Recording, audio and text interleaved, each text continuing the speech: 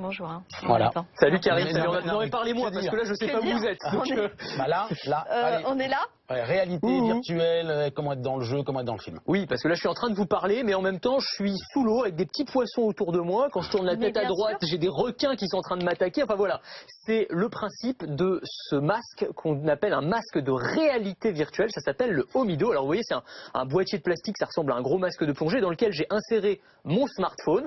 Et à l'intérieur de ce masque, que je vais enlever quand même, vous avez un système de lentilles qui va faire en sorte que vous avez l'impression de regarder un film, une vidéo sur grand écran, même s'il est à quelques centimètres de vos yeux. Et surtout, la vidéo va suivre les mouvements de votre tête. On va utiliser les capteurs de mouvement, l'accéléromètre, le gyroscope qui sont dans le smartphone pour suivre tous les mouvements. Donc je vais vous faire essayer.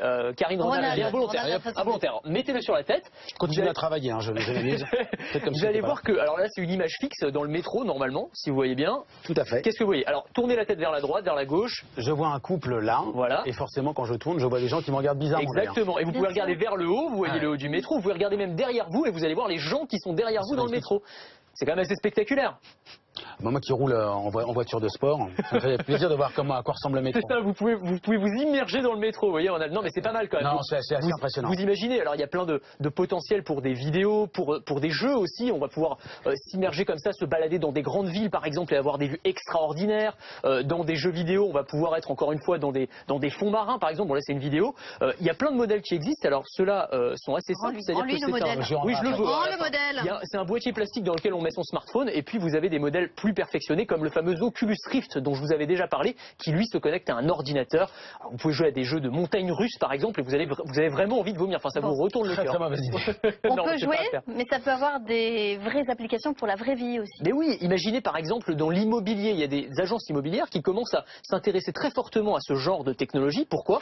Eh bien parce que demain on va pouvoir faire des visites d'appartements virtuels. On chausse ses lunettes et on va pouvoir se balader, voir très précisément l'agencement des pièces simplement en tournant la tête, se balader dans la salle à manger, dans la cuisine, etc. Donc on peut vraiment faire des visites virtuelles comme ça.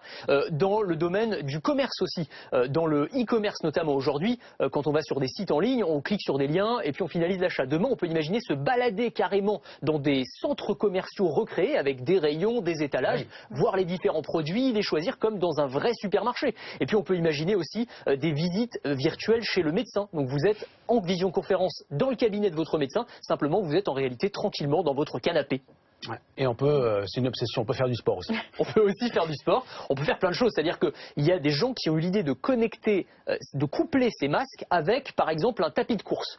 Et alors ça donne des choses assez extraordinaires, par exemple dans les jeux vidéo. Ça change les idées. Oui, j'aurais pas fait de sport là moi. Non mais c'est pas mal, alors là vous êtes immergé dans un jeu vidéo, donc vous allez courir et le personnage va courir en même temps que vous à l'écran et puis vous allez pouvoir tirer. Vous pouvez imaginer par exemple faire votre footing aussi, vous mettez des images de la campagne normande par exemple et vous êtes en train de courir dans la campagne normande alors qu'en réalité vous êtes dans votre salon.